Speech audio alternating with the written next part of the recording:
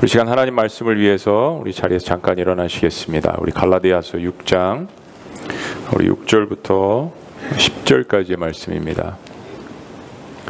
갈라디아서 6장 우리 6절부터 10절까지 우리 함께 합독하십니다. 다시 시작. 가르침을 받는 자는 말씀을 가르치는 자와 모든 좋은 것을 함께하라. 스스로 속이지 말라. 하나님은 업신여김을 받지 아니하시나니 사람이 무엇으로 심든지 그대로 거두리라. 자기의 육체를 위하여 심는 자는 육체로부터 썩어질 것을 거두고 성령을 위하여 심는 자는 성령으로부터 영생을 거두리라. 우리가 선을 행하되 낙심하지 말지니 포기하지 아니하면 때가 이름에 거두리라. 그러므로 우리는 기회 있는 대로 모든 이에게 착한 일을 하되 더욱 믿음의 가정들에게 할지니라. 아멘. 아멘. 제가 목회 사역을 하면서 제가 과연 정말 하나님의 영광을 위해서 일하고 있는가 라는 생각을 문득문득 할 때가 있습니다. 왜냐하면 좀 오래 했잖아요. 제가 설교한 사역을 이렇게 보니까 거의 30년 넘게 또 전도사 시절까지 하면 더 많은 일들을 해왔는데 습관적으로 설교를 할 때도 있고 사역을 할 때도 있고 저도 역시 매너리즘에 빠질 때가 있습니다. 매너리즘은 마음과 혼이 빠진 상태에서 그동안 습관적으로 해왔던 이제 행위들을 하는 거죠. 좋지 않은 겁니다. 그때 나는 무엇을 위해서 일하고 있지? 내가 정말 하나님의 영광을 위해서 일을 하고 있나라는 그 질문을 스스로에게 반문하고 또 다시 회개하고 또 하나님 앞에 다시 서는 그런 순간들을, 너무 부끄러운 고백을 여러분들한테 하는 겁니다. 우리 목사님은 늘 하나님의 영광을 위해서 일하고 한치의 오차도 없이 넘어짐도 없고 늘 거룩한 생각을 하고 그렇지 않습니다. 오늘 말씀 전에 5장 26절 갈라디아서 5장 마지막 절은 이렇게 이야기합니다. 헛된 영광을 구하여, 헛된 영광을 구하여 서로 노엽게 하거나 서로 투기하지 말지니라. 이 헛된 영광의 원어적 의미가 뭐냐면 허영심으로 가득 차다는 이야기입니다. 허영심. F.F. 브루스라는 영국의 신학자가 이런 이야기를 했습니다. 이 말에 대해서 헛된 영광의 의미는 우리의 내면이 텅 빈 것을 감지하고 우리가 그것을 다른 사람들의 지지와 인정으로 채우기 위해서 필사적으로 애쓰는 상태다. 이게 헛된 영광, 허영심이 가득 찬 그 상태를 이야기합니다. 여러분, 신앙생활을 하면서 우리가 맞이하는 여러 가지 유혹이 있지만 가장 큰 유혹은 이거 같아요. 그리스도인들의 가장 큰 유혹은 하나님만으로 채워져야 하는 공간을 다른 것들로 채우는 겁니다. 하나님으로만 채워져야 되는 공간을 다른 것들로 채우는 겁니다. 여러분, 이 말을 다시 한번 생각해 보세요. 하나님만으로 채워진다는 이 의미는 하나님이란 존재의 답이 있습니다. 하나님은 영원하신 분입니다. 거룩하신 분입니다. 천지를 주관하시는 분입니다. 무에서 유를 창조하시는 분이에요. 그러니까 하나님만으로 채운다는, 하나님만으로 채워질 수 있는 공간이 있다는 의미는 하나님의 신비한 방법으로, 거룩한 방법으로 영원하신 하나님께서 영원한 것들로 채우신다는 이야기입니다. 근데 그거를 이 땅에 있는 썩어질 것들로 채운다면 굉장히 우리의 신앙생활에 문제가 많이 일어나게 되는 것입니다. 엄청난 문제로 발전하게 된다는 겁니다. 그것이 허영심 가득한 영광을 구하는 문제입니다. 팀 켈러 목사님이 이 부분에 대해서, 이 구절에 대해서 더욱더 비판적으로 적용을 합니다. 한번 들어보세요. 우리는 섬기기 위해 관계를 형성하는 것이 아니라 시장 논리로 관계에 접근한다. 무슨 뜻이냐면 내가 어떻게 하면 이 관계에서 이익을 얻을 수 있을까? 내가 좋은 사람이라는 나의 허약한 의식을 어떻게 강화할 수 있을까? 설령 다른 사람을 희생시키더라도 어떻게 나를 내세울 수 있을까? 우리가 마음의 허영심이 강하면 모든 관계를 투자와 이익의 관계로 봅니다. 내가 이만큼 해줬으니까 내가 이만큼 받아야지. 내가 이만큼 뭔가를 도와줬으니까 또 이만큼 페이백 되돌려 받아야지. 근데 이거는 사실은 세상의 시장 논리이죠. 그리스도인들은 정말 어떤 것으로도 받을 수 없는 구원과 은혜와 하나님의 사랑을 체험한 사람들입니다. 그러니까 뭔가 달라도 달라야 하는데 교회에 와서까지, 그리스도인의 공동체에 와서까지 만약에 그런 시장 논리로 계속해서 우리의 관계가 된다면 교회가 세워져야 될 필요가 없는 거죠. 예수님께서 십자가에 돌아가셔야 될 필요가 실은 없는 겁니다. 만약에 모든 관계가 그렇다면 이건 나의 허영심을 채우는 것이 됩니다. 하나님의 영광을 가로차게 되는 거죠. 근데 그럴 때 나타나는 결과가 바로 5장 26절 뒤에 이야기합니다. 헛된 영광을 구하여 서로 노엽게 하거나 서로 투기하지 말지니라. 허영심이 가득 찬 그런 관계로 이어지다 보면 갈라디아 교회는 서로에 대한 분노가 일어납니다. 서로에 대한 질투가 일어납니다. 서로에 대해서 서로를 힘들게 하는 문제들이 갈라디아 교회에 있었기 때문에 이야기를 하는 거죠. 성경은 성령의 열매를 추구하는 사람들은 바로 이런 허영심이 가득한 이 자신의 영광을 구하는 거죠. 이 문제에서 벗어나라고 강력하게 경고를 합니다. 이 5장의 마지막 구절이 6장으로 이어지는데 많은 성경학자들과 목사님들은 5장 마지막 이 구절은 26절 구절은 6장 1절에 포함되면 더 좋았겠다라고 생각할 만큼 이게 이어지는 구절이란 이야기입니다. 그리고 갈라디아서 6장은 이제 마지막 장이잖아요. 여러분들 가운데는 목사님 갈라디아 설교 언제 끝나죠? 라고 하시는 분들이 있는데 이제 곧 끝날 겁니다. 이 6장 마지막 오늘 하고 그리고 이제 다음 주에 마지막이에요. 그런데 6장은 5장에서 이야기한 성령으로 사는 법에 대한 실제적인 조언들을 이야기하는 겁니다. 5장 26절 말씀이 사실은 서론이고 이걸 이어지게 하는 거예요.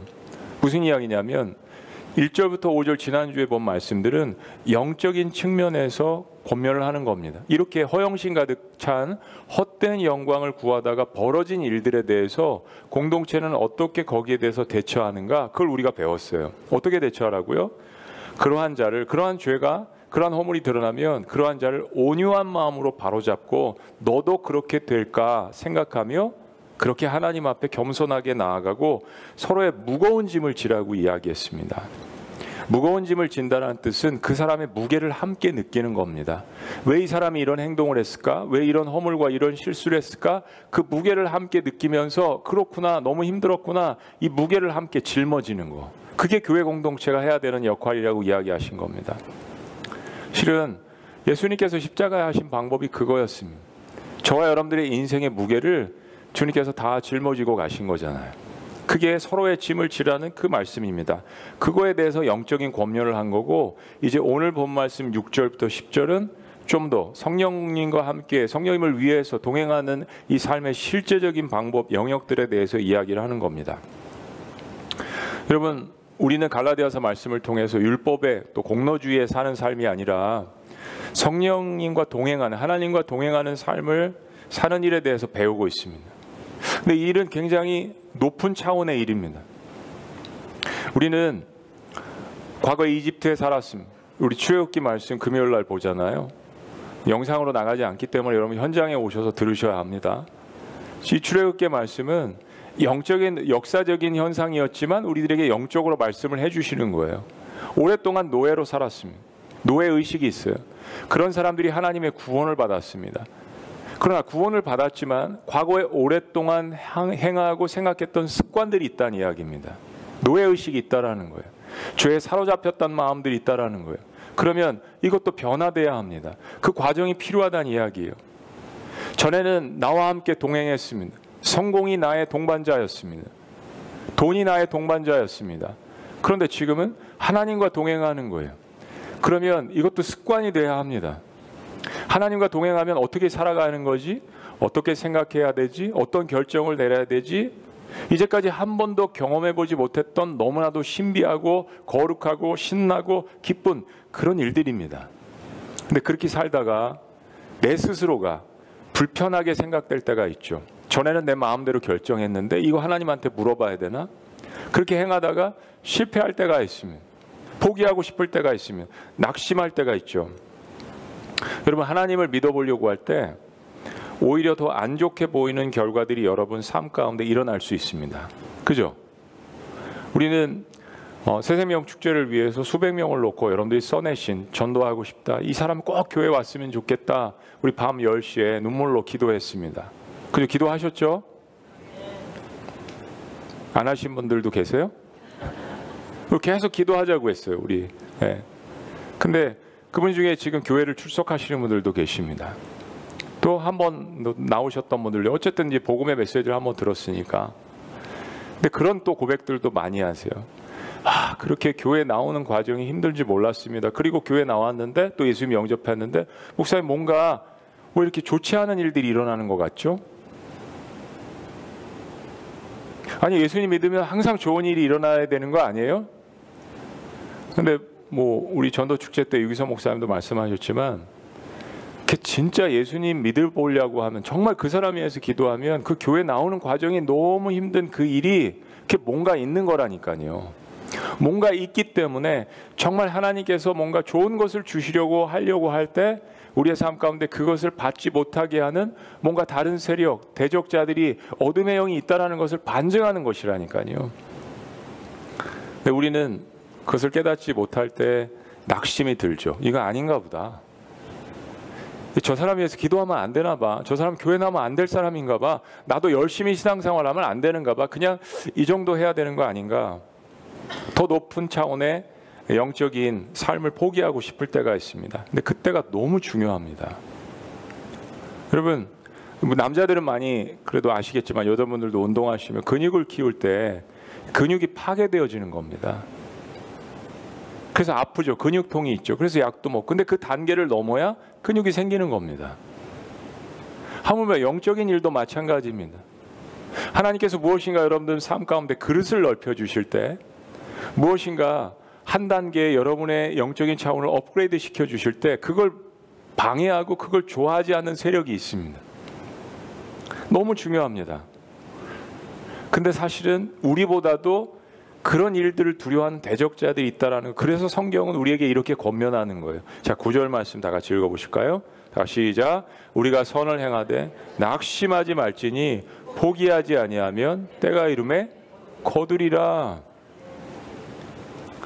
하나님이 말씀하신 뜻을 알고 그 선한 일을 마음 먹고 시작을 했다면 낙심될 때라도 포기하지 말라라고 이야기하십니다. 왜냐하면 때가 되면 반드시 거두신다라고 주님께서 약속을 하십니다. 하나님의 약속의 말씀이에요. 이거는 성령을 따라서 살려고 발버둥 치는 사람들에 대한 하나님께서 주시는 정말 중요한 약속의 말씀입니다. 자, 그러면 좀 더 구체적으로 선을 행하다가 낙심될 때 포기하지 말아야 될 그 이유, 어떻게 해야 하는가, 이 말씀을 좀 더 구체적으로 나눠보기를 원합니다. 첫째는 뿌린 대로 거두는 법칙을 믿으라는 것입니다. 뿌린 대로 거두는 법칙을 믿으라는 거. 하나님은 우리가 평상시에 무엇을 심는지를 주의 깊게 보고 계십니다. 우리의 말과 행동은 실은 우리의 생각의 결과입니다. 묵상의 결과가 내 언어 그리고 내 행동입니다. 그러면 여러분, 답은 뻔하죠. 내가 마음에 무엇을 묵상하고 무엇을 생각하는지에 따라서 그 열매를 보게 되는 겁니다. 그냥 나타난 게 아닙니다. 자, 6절과 7절 말씀 봅니다. 가르침을 받는 자는 말씀을 가르치는 자와 모든 좋은 것을 함께하라. 7절. 스스로 속이지 말라. 하나님은 업신여김을 받지 아니하시나니 사람이 무엇으로 심든지 그대로 거두리라. 자, 6절 말씀을 보면 이 문맥 속에서 다소 생뚱맞게 이 말씀이 왜 여기 나오지? 라고 생각을 할 수도 있겠습니다. 근데 이 6절 말씀은 당시 갈라디아 교회 상황과 연관이 있습니다. 앞에 나온 거짓 교사들의 그 잘못된 가르침을 맹목적으로 따르는 그 무지한 사람들과 대비해서 하나님의 선하고 좋은 말씀을 진정성을 가지고 양육하려고 하는 그 사람들을, 그 목회자들을, 그 일꾼들을, 그 섬기는 사람들을 잘 돌보라는 말씀입니다. 왜냐하면 그 하나님의 선한 말씀을 나누어주는 그 역할을 통하여서 말씀을 듣는 자는 그 마음에 선한 것들을 통하여서 씨앗을 심기 때문입니다. 여러분 주변에, 여러분 귓가에 선한 씨앗을 뿌리는 사람들이 있습니다. 그죠? 여러분을 격려하는 사람들이 있습니다. 여러분을 사랑하는 사람들이 있습니다. 여러분을 위해서 눈물로 기도해 주는 사람들이 있습니다. 그들을 잘 돌보라는 이야기예요. 왜냐하면 여러분 마음 가운데 하나님의 진리의 말씀을 쏟아붓기 때문입니다. 여러분이 잘 되기를 원하는 사람들이죠. 여러분, 이 말씀을 통해서 우리가 깨달을 수 있는 것은 우리의 심령 가운데 영원하신 선하신 그 하나님의 말씀을 심으라는 이야기입니다. 성경 말씀에 이런 구절이 있어요. 믿음은 들음에서 난다고. 여러분이 일상생활 가운데 무엇을 듣느냐, 무엇을 보느냐, 무엇을 섭취하느냐, 그게 지금 여러분들이 그 존재가 여기까지 온 상태가 된 이유들입니다. 그러면 계속해서 좋은 것들을 섭취를 해야죠. 그 여러분 주변에 좋은 말씀들을, 이 하나님의 말씀들을 정말 사랑하는 마음으로 진정성을 가지고 전하려고 하는 사람들이 있죠. 그렇습니다. 우리가 첫 번째로 우리의 심령과 생각에 심어야 되는 것은 살아계신 하나님의 말씀입니다. 바로 서론에 이야기한 부분이죠. 하나님의 것으로만 채워져야 하는 공간. 그러면 하나님의 것으로만 채워져야 하는 그 공간에는 하나님의 선하신 말씀들로 채워져야 합니다. 그것은 바로 우리의 마음 깊숙한 곳에 있는 영적인 세계입니다. 사람들이 잘 분별하지 못하는 영적인 세계, 그 깊은 곳에 있는 것, 실은 우리의 모든 삶 전체를 움직일 수 있는, 통제하는 그곳. A.W. 토조 목사님이 이런 이야기를 한 적이 있습니다. 하나님을 보물로 삼은 사람은 한 분 안에 모든 것을 가진다. 하나님을 보물로 삼은 사람은 한 분 안에 모든 것을 가진다. 하나님이란 존재는 우리가 믿기에 이 세상을 창조하신 분입니다. 그리고 이 세상을 주관하시는 분입니다. 이 세상의 선과 악을 판단하시는 분입니다. 그리고 이 세상의 모든 것들을 판단하시고 종말을 맞이하게 하시고 영원한 곳으로 인도하시는 분이에요. 그런데 우리의 심령 가운데 그 모든 것을 소유한 분을 심는다면, 그 모든 것을 소유한 분을 내 마음 가운데 소유한다면 이건 완전히 다른 삶이 되는 것이죠. 다른 가치관을 갖게 되는 겁니다. 근데 하나님 아닌 것으로 마음을 채울 때에는 인간은 더욱더 공허해질 수밖에 없는 겁니다. 인간이 다른 것이 채워진다 할지라도 이 부분이 채워지지 않는다면 허망합니다.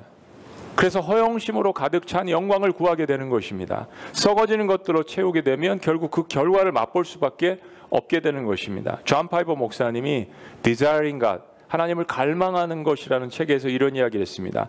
우리가 하나님보다 더 소중히 여기는 것이 있을 때 우리의 기쁨은 필연적으로 무너진다. 우리가 하나님보다 더 소중히 여기는 것들이 있을 때 그게 이제 우상숭배가 되는 거죠. 그럴 때 내가 추구했던 기쁨은 무너지는 겁니다. 결과적으로 반드시 필연적으로 그것이 무너지게 되는 것입니다. 우리의 마음에 우상이 들어올 때 일어나는 여러분 정서적 영적 붕괴가 있습니다. 하나님은 우리에게 스스로 속이지 말라라고 이야기하십니다. 오늘 본 말씀에 스스로 속이지 말라라고 이야기하십니다. 사람이 이중적이라는 것은 자기 자신을 속이는 겁니다. 그리스도인이건 아니건 사람을 볼 때는 그 사람이 진정성이 있는가를 보면 됩니다. 그 사람이 높은 위치에 있건 낮은 위치에 있건 뭐 얼마만큼 가졌건 안 가졌건 그게 아니라 사람을 사귈 때는 정말 이 사람이 진정성이 있는가, 앞에서 한 말과 뒤에서 한 말이 그래도 어느 정도 일치하는가. 완전히 일치하는 사람을 찾기는 쉽지 않죠. 내 스스로가 잘 압니다. 내 스스로가 나를 보면 내가 정말 진정성이 있는 사람인가. 스스로 속이지 말라라고 이야기하십니다. 우리가 무엇을 보고 무엇을 듣고 무엇을 마음에 묵상하고 무엇을 심는지, 그리고 하나님은 다 알고 계신다라고 이야기합니다. 그래서 하나님도 속이지 말라라고 이야기하십니다. 때로 나는 나를 속일 수 있고 나는 다른 사람들을 속일 수 있지만 그럼 하나님은 다 아신다라고 이야기해요. 여러분, 인격이라는 단어가 사실은 옛날에 고대에 그리스 시대 때 연극이 유행을 했잖아요. 그때 가면을 쓰고 연극들을 많이 했던 시절이 있었다고 합니다. 인격이라는 단어가 그 마스크, 가면이라는 말에서 탄생을 했습니다. 이게 얼마나 아이러니합니까? 사람들은 자기 본심이 아니라 가면을 쓰고 살아갑니다. 마치 연극 무대에 쓴 것처럼 내가 아닌 모습으로 살아갈 때가 너무 많습니다. 직장에서, 학교에서, 사회에서. 그러고 나다가 정작 집으로 돌아왔을 때 그 가면을 벗어 던지는 사람들도 있죠. 여러분, 집에서는 서로가 속옷바람으로 파자마 입고 그래도 서로 받아주잖아요. 그래서 가면을 쓸 필요가 없잖아요. 그런데 집에 와서도 가면을 쓰는 사람들이 있습니다. 자녀 앞에서도, 부부 사이에도. 인격이란 말이 여러분 거기에서 탄생했다라는 게 이게 너무 아이러니하지 않습니까, 여러분? 하나님은 속을 필요가 없는 분입니다. 저는요, 실은 이 말씀이 무서운 게 아니라 저에게는 복음으로 다가왔습니다. 저에게 복음으로 다가왔던 것 중에 첫 번째는 이거였습니다. 로마서 말씀, 모든 사람이 죄를 범하였음에, 그리고 모든 사람은 의로운 것이 없다라는 이 말씀이 저에겐 복음이었어요. 저는 이 말씀을 통해서 야, 사람들을 비교할 필요가 없구나. 내가 열등감과 우월감을 가질 필요가 없구나. 왜냐하면 하나님 앞에 섰을 때는 다 죄인이라는 이 말씀이 저에게는 굉장히 시원하게 느껴졌습니다. 비교할 필요가 없었던 거예요.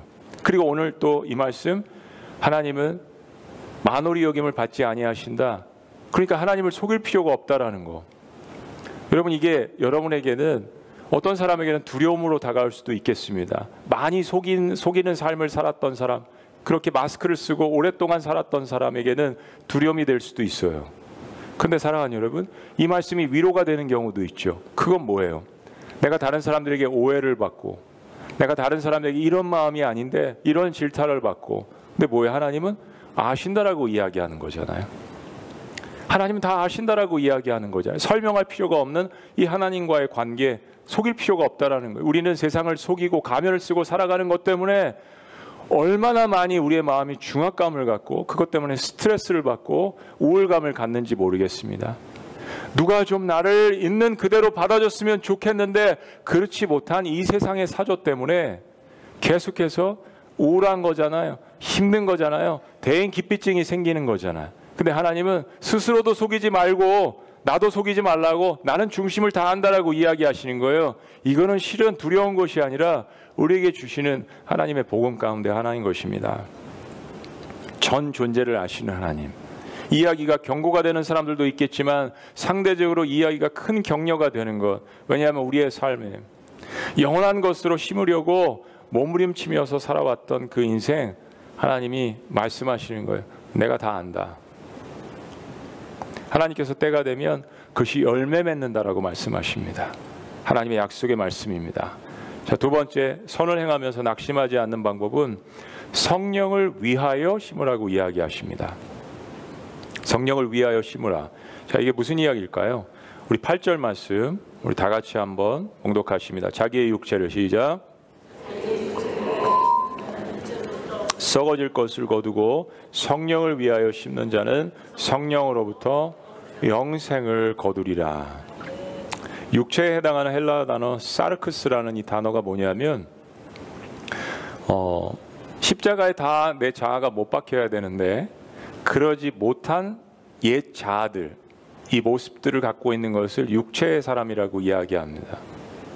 사랑하는 여러분, 가끔가다 여러분들이 예수님 영접하고 신앙생활 하지만 툭툭 옛사람이 튀어나올 때가 있죠.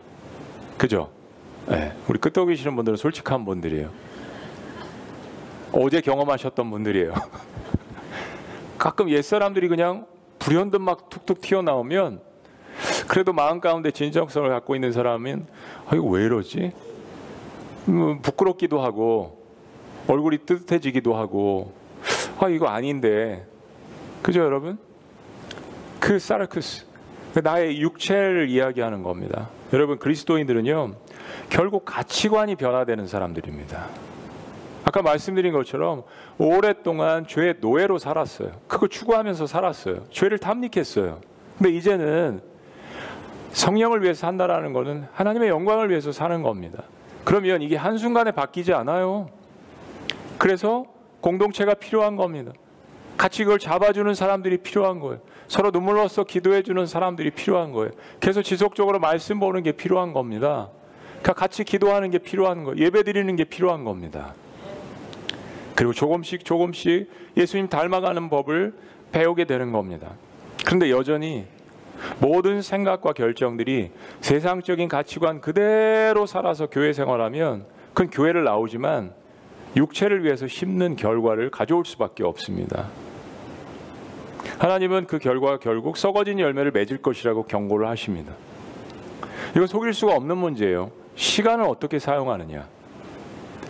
그리고 가장 중요한 거, 더 크게 생각하는 거, 물질을 어떻게 사용하느냐. 이건 속일 수가 없는 문제입니다, 여러분. 그 물질이 가는 곳에 내 마음과 가치관이 가서 있거든요. 내가 갖고 있는 하나님께서 나에게 주신 달란트가 있습니다. 모든 사람들에게 하나님께서 한 가지 이상의 달란트를 주셨습니다. 그 달란트를 어떻게 사용하는 거야? 이거 속이지 말라라는 이야기입니다. 자기 자신도 속이지 말고 하나님도 속이지 말라라고 이야기하시는 거예요. 그렇다면 성령을 위해서 심는 것이 무슨 의미입니까? 성령님은 하나님이시죠. 하나님의 거룩한 영을 이야기하는 겁니다. 우리는 성령님과 동행할 때 맺는 9가지 열매를 배웠습니다. 이게 우리의 인격의 열매가 되어야 된다는 거죠. 갈라디아서 5장에서 사랑과 희락과 화평과 오래 참음과 자비와 양선, 착한 일, 충성과 온유와 절제, 이 성령의 열매들을 배웠습니다. 근데 이게 성령의 열매들인데 이것을 위해서 씨앗을 심으라는 이야기예요. 갈라디아서 5장 말씀 볼 때 여러분에게 이런 권면을 드렸습니다. 여러분 평생에 많은 기도 제목이 있는데 간구해야 될 것들도 있고 요청해야 될 것들도 있는데 지난 일주일 사이에 혹은 지난 한 달 사이에 기간을 많이 드릴게요. 이 성령의 9가지 열매에 대해서 하나님 저 사랑이 부족한 것 같은데 좀 사랑을 부어주세요. 하나님 저는 진짜 절제가 필요해요. 하나님 저는요 앞에서 얘기하는 것과 뒤에서 그 사람 담화하는 것이 너무 틀린 사람인데 제발 저에게 좀 충성스러운 마음을 주세요. 제 자신에게도 충성스러운 것 같지 않거든요. 혹시 한 달 동안 이 9가지 열매에 대해서 기도해 보신 분은 마음의 손을 한번 들어보세요. 이거 최고의 기도 제목이라고 말씀드렸잖아요. 그리고 주님께서 이 열매들을 약속을 하셨습니다. 그런데 온갖 다른 것들은 다 구하는데 정작 정말 내가 하나님 앞에 온전히 서는 이 성령의 열매들에 대해서는 지난 한 달 동안 얼마나 구해 보셨냐고요. 얼마나 간절히 부르짖어 보셨냐고요. 결국 우리가 하나님 나라 갈 때 가져갈 수 있는 것들은 이 성령의 열매들입니다. 이게 우리 인생의 목표가 되어야 합니다. 나도 기쁘고 내가 이렇게 사랑이 많으면 은혜가 많으면 다른 사람들도 주변에 기뻐하는 거잖아요. 그리고 하나님도 기뻐하시는 거잖아요. 이거만큼 좋은 열매들이 어디 있겠어요. 여러분 동일하게 영적인 일에도 이걸 투자해야 합니다. 예를 들어서 여러분 부를 축적하려면 노동이 필요하잖아요. 그리고 노동을 하면 물질이 생깁니다. 돈이 생깁니다. 그러면 전략이 필요하죠. 재테크가 필요하다는 이야기입니다. 이 세 가지를 다 하려면 이제 실행에 옮겨야 합니다. 실제적으로 실행에 옮겨야 부가 축적이 되는 거잖아요. 성령의 9가지 열매들도 마찬가지입니다.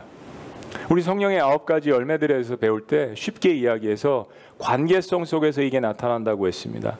사랑과 희락과 화평은 하나님으로부터 배우는, 하나님과의 관계 속에서 우리가 배우는 것이라고 이야기했고 이걸 하나님 앞에 돌려드려야 된다라고 이야기했습니다. 오래 참음과 자비와 양선, 착한 일, 오래 참는 거. 여러분 자비, 은혜 이거는 다른 사람들과의 관계 속에서 내가 하나님께로부터 배워서 베푸는 거라고 말씀드렸어요. 그리고 마지막에 충성과 온유와 절제는 나와의 관계 속에서 이게 많이 열매 맺는 거라고 말씀을 드렸습니다. 그럼 이거죠. 적용을 해보면 나는 도대체 하루에 얼마만큼 세상의 경제 논리로 본다면 얼마만큼 하나님 앞에 시간을 투자하고 있는가. 거기에 사랑과 희락, 기쁨과 평안이 내 삶 가운데 열매를 맺는 겁니다. 하나님 저는 왜 이렇게 마음 가운데 평화가 없어요? 사랑이 없어요? 기쁨이 없어요? 하루 24시간 가운데 하나님 앞에 시간을 얼마나 쓰세요? 두 번째는 다른 사람들과의 관계 속에서 내가 갖고 있는 물질 혹은 달란트를 가지고 얼마나 그 사람들을 섬기는가에 따라서 오래 참음과 자비와 양선 이게 열매를 맺게 되는 겁니다. 맨날 밥 먹자라고 이야기하고 밥도 한번 안 사고 사람들 모임에 나가면 9사람은 다 밥을 사는데 늘 한 번도 밥을 안 사고 꼭 밥을 사는 게 문제가 아니라 집에 한번 초청해서 김치에다가 밥하고 먹을 수도 있잖아요. 근데 오직 나만을 위해서 사는 사람의 열매 속에 어떻게 오래 참음과 사람에 대한 자비와 양선이 생길 수가 있겠습니까? 재테크는 그렇게 하면서 다른 사람들과의 관계 속에서 맺혀지는 열매에 대해서는 묵상도 안 하고 실천도 안 하면 이 열매는 맺혀질 수가 없는 겁니다. 마지막 세 번째는 충성과 온유와 절제.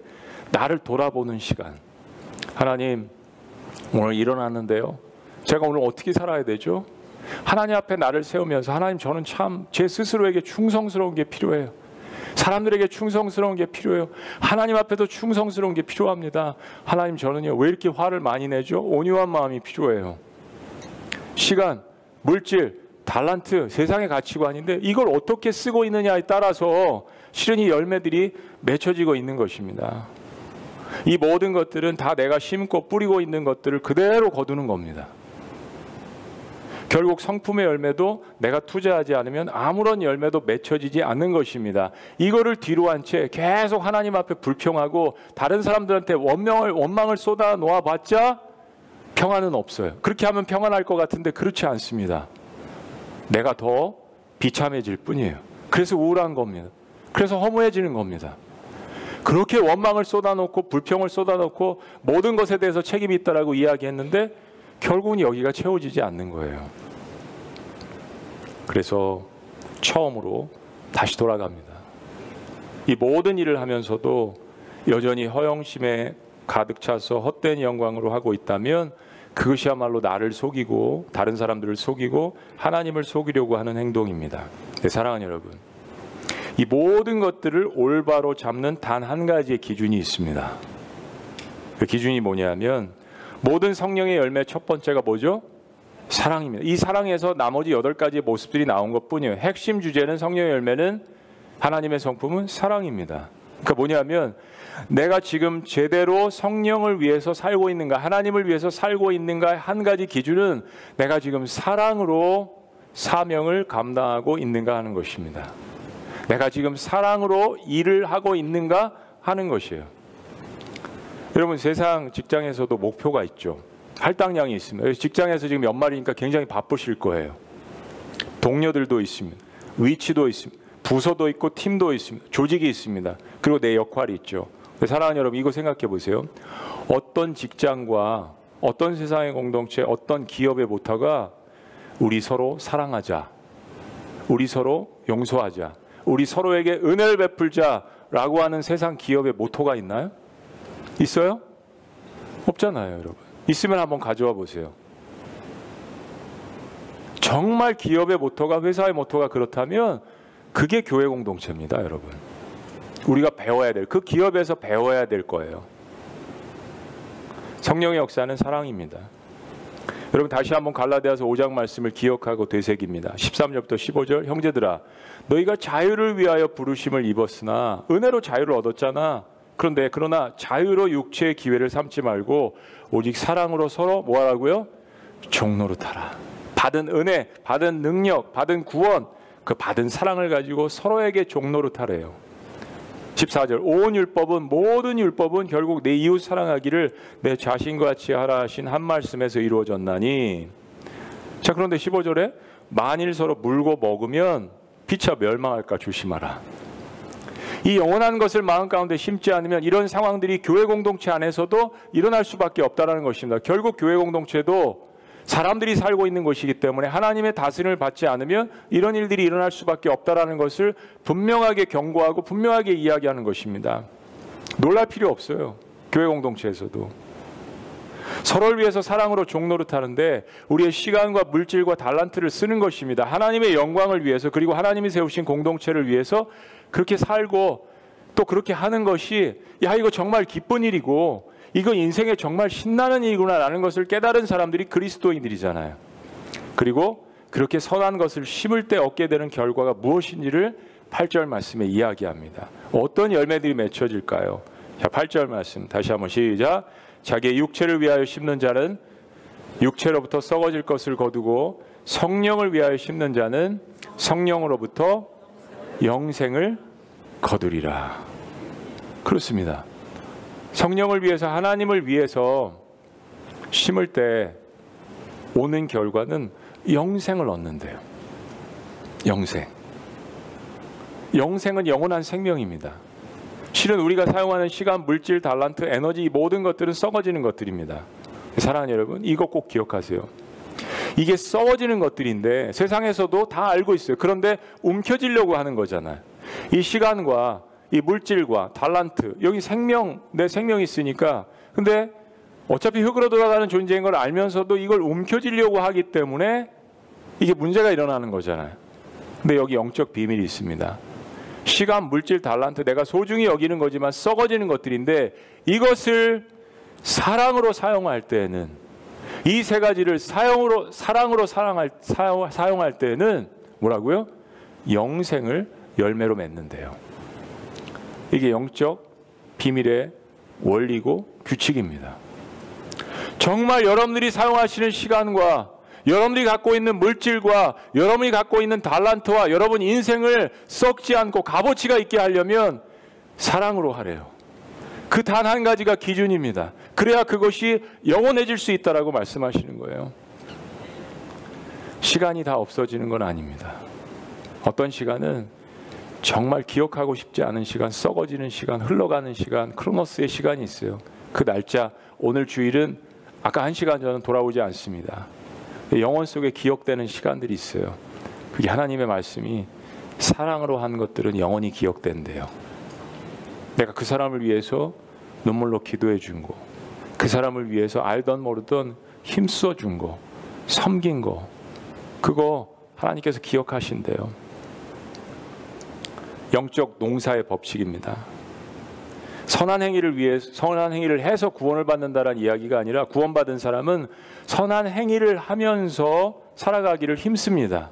그 은혜를 알기 때문에. 자, 그래서 마지막 세 번째는 자연스럽게 결론을 맺습니다. 선한 씨앗을 뿌렸다면 선한 열매를 기대하라는 것입니다. 선한 씨앗을 뿌렸다면 선한 열매를 기대하라. 그리스도인들은 선한 일을 행하면서 여러분 그 결과에 대한 기대감이 있어야 합니다. 여러분 어떤 일을 하시면서, 특별히 선한 일을 하시면서 기대감이 있으십니까? 우리 교회를 창립하고 아까 말씀드린 것처럼 전도 집회를 2달 있다 했습니다. 많은 사람들이 내가 전도하고 싶은 사람, 내가 사랑하는 사람들 눈물로써 기도했습니다. 수백 명의 이름을 불러가며, 그리고 정말로 발걸음을 옮긴 사람들도 있고, 그 결과로 또 오늘 예배를 드리시는 분들도 있어요. 너무 축복된 분들입니다. 근데 그렇지 못한 사람들도 있다라고 말씀드렸습니다. 그래서 계속 기도하세요. 여러분은 교회를 세우시기 위해서 여러분의 시간과 물질과 달란트, 에너지를 쏟아 부으셨습니다. 그리고 쏟아붓고 계세요. 근데 사역은 잘 끝났지만 때로는 아무런 열매도 보이지 않을 때가 있습니다. 참 마음이 공고해질 때가 있어요. 내가 이 사람에 대해서 이렇게 오랫동안 기도했는데 왜 열매가 없지? 왜 변화되지 않지? 어떤 사역을 했는데 그 사역팀 원들이 너무 절망할 때가 있습니다. 이거 왜 이렇게 열매가 없는 듯 보이지? 여러분은 주일 예배, 수요 예배, 금요 기도회, 제자 훈련, 말씀 통독, 개인 묵상, 이런 영성 생활에 시간과 에너지를 들이면서 열심히 예수님 닮아가려고 노력을 하고 있습니다. 그런데 어느 순간 왜 이렇게 열심히 하는데 성품의 변화가 없지? 왜 나는 그 자리인 것 같지? 라고 느껴질 때가 있을 수 있습니다. 오늘 9절은 그래서 이렇게 격려하는 겁니다. 9절 다 같이요. 시작. 우리가 선을 행하되 낙심하지 말지니 포기하지 아니하면 때가 이름에 거두리라. 선을 행할 때 낙심하지 말란 이야기입니다.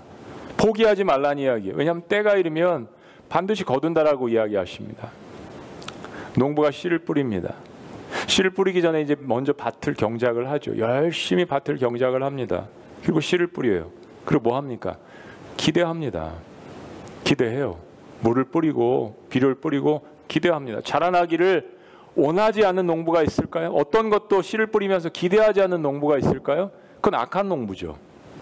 왜 심습니까? 농부는 기대하게 되어 있습니다. 분명히 열매가 맺히기를 기도합니다.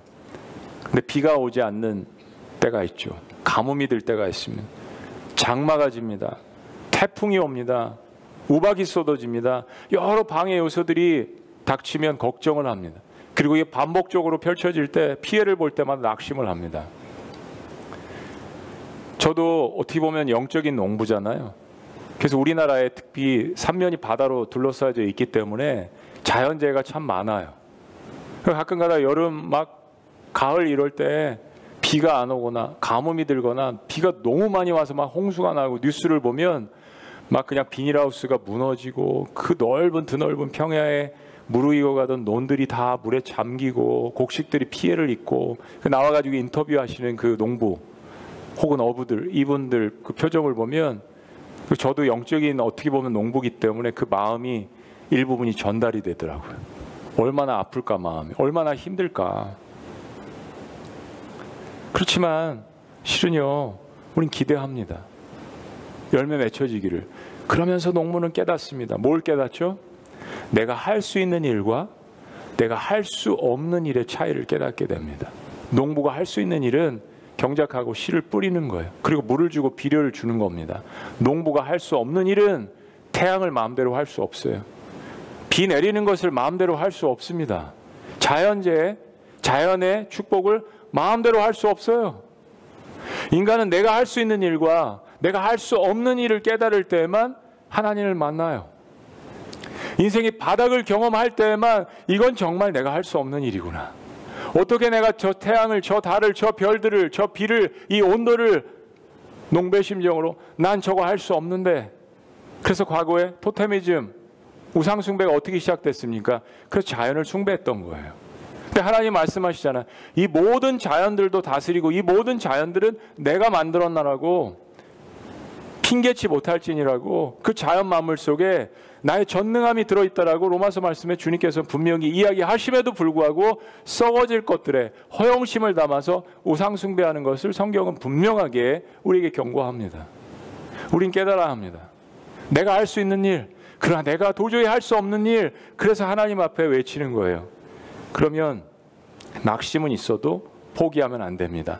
농부는 어떠한 상황에도 불구하고 내가 씨를 뿌린 것에 대해서 기대해야 합니다. 때가 되면 그분께서 반드시 열매를 맺게 하신다라고 약속하셨기 때문입니다. 마지막 10절은 선한 일의 실제적인 일을 한 가지 소개합니다.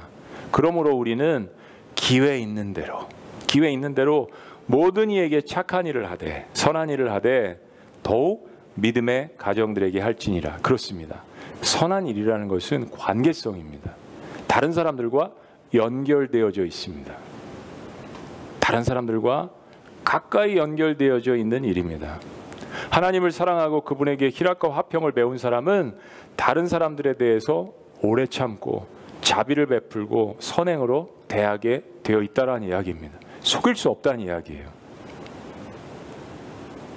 여러분 인생이 얼마나 남으셨는지 모르겠습니다. 사랑하는 여러분, 오늘 이 말씀은 여러분의 인생을 다시 남은 인생을 시작할 수 있는 너무 중요한 말씀입니다. 모든 사람들에게 이 선행을 베풀지만 특별히 우리 믿음의 공동체 식구들에게 그렇게 베풀라고 주님께서 격려하십니다. 왜냐하면 가장 가까이에 있는 사람들이니까.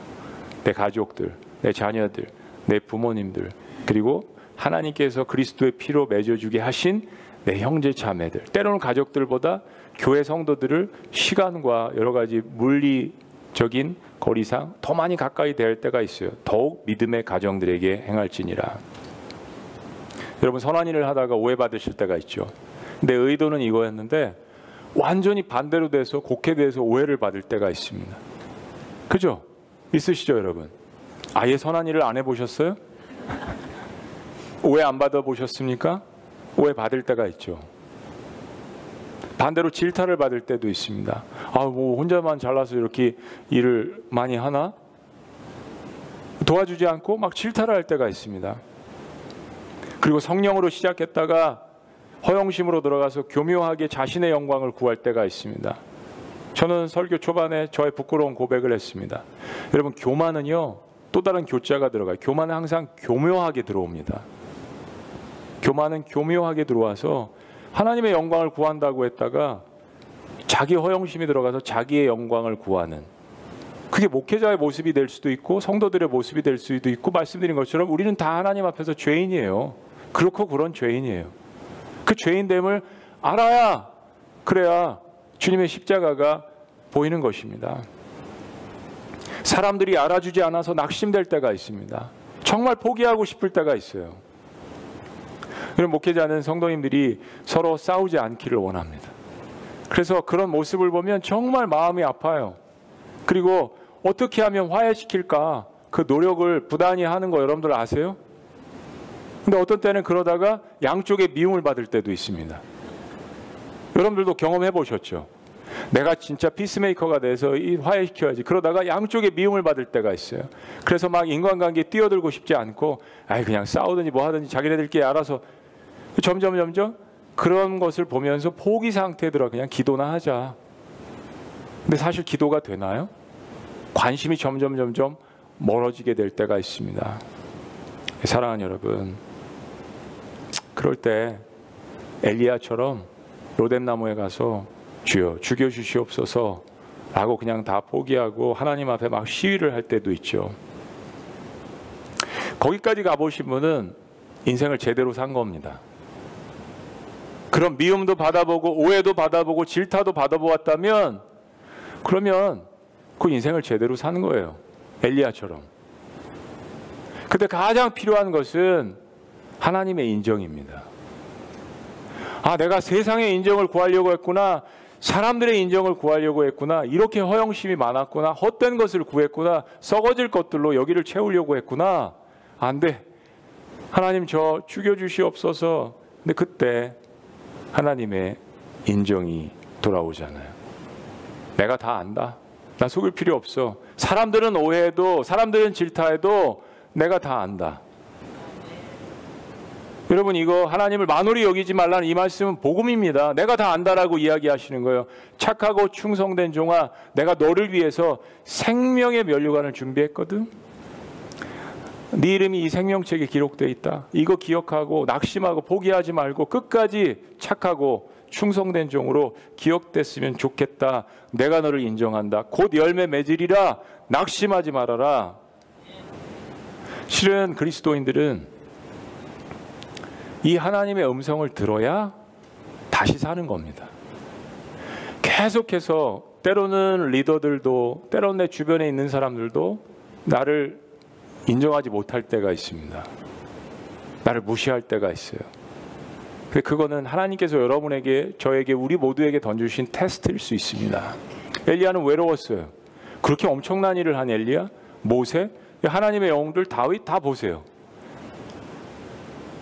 사랑하는 여러분, 우리 모두가 하나님 앞에 그런 격려와 인정을 받는 것이 필요합니다. 하나님의 인정을 구하세요.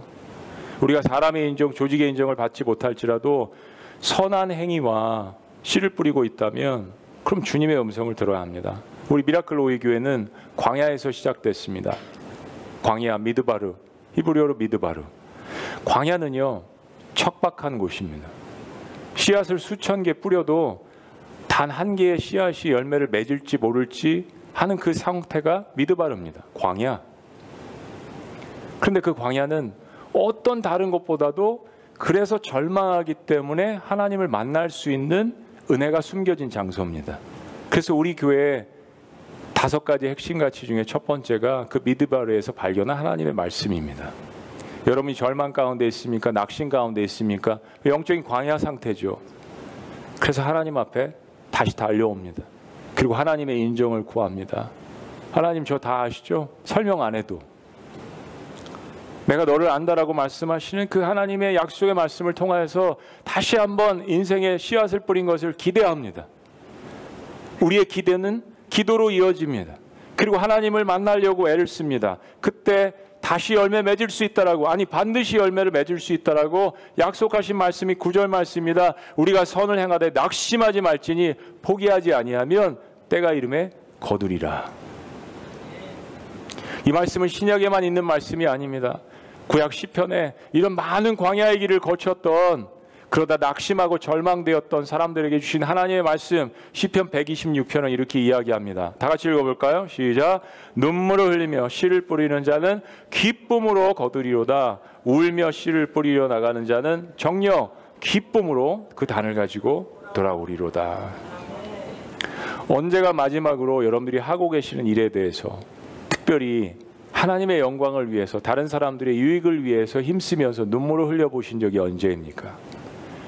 여러분의 존재가 밑바닥이 드러나서 하나님 저 이렇게 살고 싶지 않습니다. 여러분 자신을 위해서 시간을 투자하며 눈물의 씨를 뿌려보신 마지막이 언제이십니까? 지금 말씀하세요. 눈물을 흘리며 씨를 뿌리는 자는 결국 기쁨으로, 단이 뭡니까? 곡식 한 단, 큰 열매를 이야기하는 거예요. 결국 기쁨으로 단을 가지고 돌아오리라고 이야기합니다. 그런 놀라운 하나님께서 다시 한번 여러분들을 격려하시고 축복하시는 그 놀라운 축복이 여러분 개인과 가정과 교회 공동체에 넘쳐나시기를 주의 이름으로 축원합니다. 기도하시겠습니다.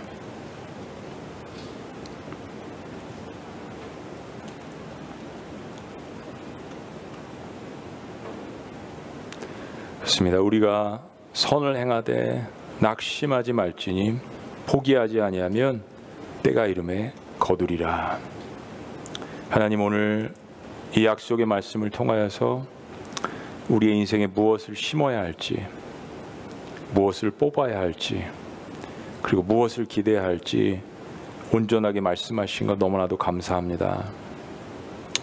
결국 주님 만나러 갈 때 주님 말씀하신 이 성령의 열매만 가지고 갈 것인데, 우리가 인생에 우리의 시간과 우리의 물질과 우리의 달란트를 가지고 무엇에 투자하고 어떻게 살아야 할지를 주님께서 말씀해 주셨으니, 이 생명의 말씀을 통하여서 다시 한번 우리의 가치관이 새롭게 되고 새로운 삶의 이정표를 준비하는 마지막 남은 올 한 해가 될 수 있도록 인도하여 주시옵소서. 눈물을 흘리며 씨를 뿌리는 자들이 되게 하시고, 그리고 역전의 놀라운 역사가 일어나서 기쁨으로 그 단을 가지고 주님 앞에 돌아오는 하나님이 사랑하시는 백성들이 될 수 있도록 역사하여 주시옵소서. 우리 공동체가 그런 마음으로 나가기를 원합니다. 눈물을 흘리며 씨를 뿌리고 결국 기쁨의 제사를 드리고 하나님을 영화롭게 하는 하나님의 자녀이 될 수 있도록 축복하여 주시옵소서. 감사하신 주님, 나를 위해서 눈물의 씨를 뿌려 흘려주신 예수 그리스도의 이름으로 기도합니다. 아멘. 할렐루야. 아멘. 그렇게 하실 거예요? 여러분을 위한 할렐루야, 하나님을 위한 할렐루야, 할렐루야. 네, 우리 다 같이 자리에서 일어나시겠습니다. 우리 이 찬양 주님 앞에 올려드리는데, 우리 광야의 시절이 있었을 때 많이 불렀던 찬양이잖아요. 다시 한번 그 마음을 주님 앞에 고백합니다. 세상을 보니 그들이 증명하는 건 명예와 가진 재물과 힘과 자랑뿐이라. 우리는 하늘의 것을 구합니다. 아멘이십니까? 아멘. 믿음대로 될지어다. 같이 함께 찬양합니다. 세상을 보니 그들이 증명하는 것 명예와 가진 재물과 힘과 자랑뿐이라. 헛되고 헛된 허망한 것을 위하여 가장 귀한 주를 부인함이라. 주님을 믿고 주 안에 살아가는 것 얼마나 복된 일인지 증량할 수 없어. 주님을 알고 그 안에 자라가는 것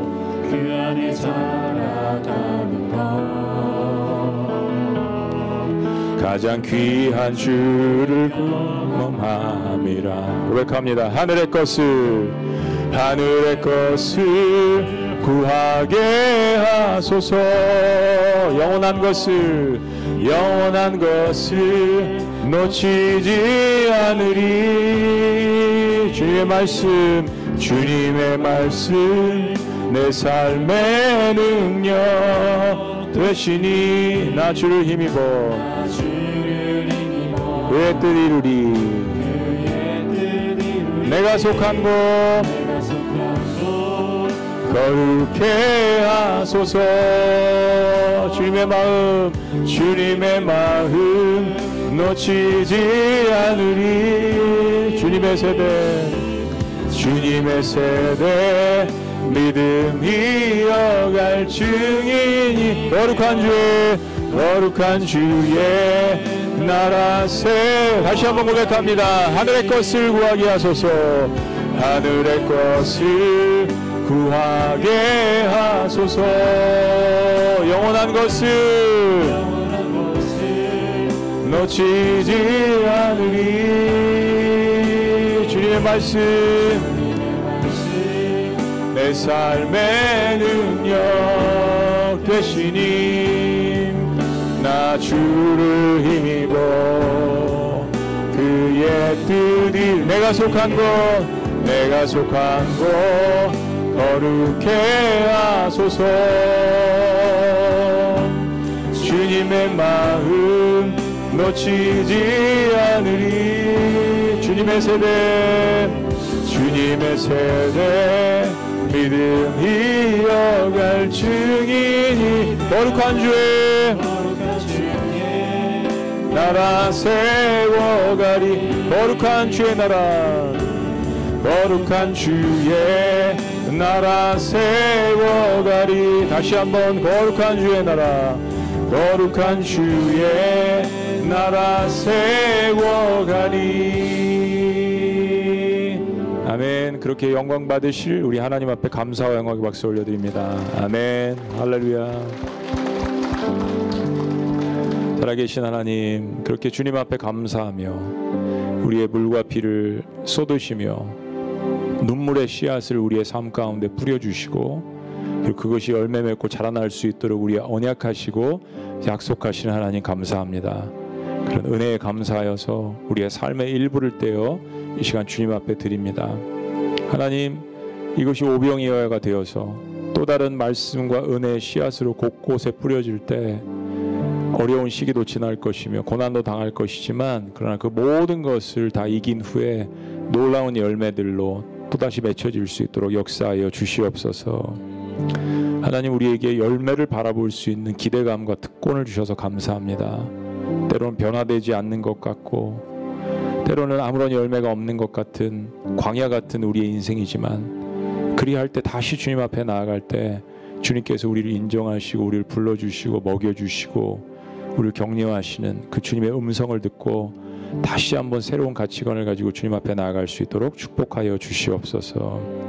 이제는 우리 주 예수 그리스도의 은혜와 하나님 아버지의 극진하신 사랑과 성령님의 감화교통 역사하심이 선한 일을 행하다가 낙심될 때 포기하지 않고 다시 주님 바라보며 선한 열매를 기대하며 주 앞에 나아가기를 원하는, 그리고 하나님의 인정만을 구하는 주님의 사랑하는 백성들의 위대하고 놀라운 고백 위에 지금부터 영원토록 함께 하시기를 간절히 축원합니다. 아멘.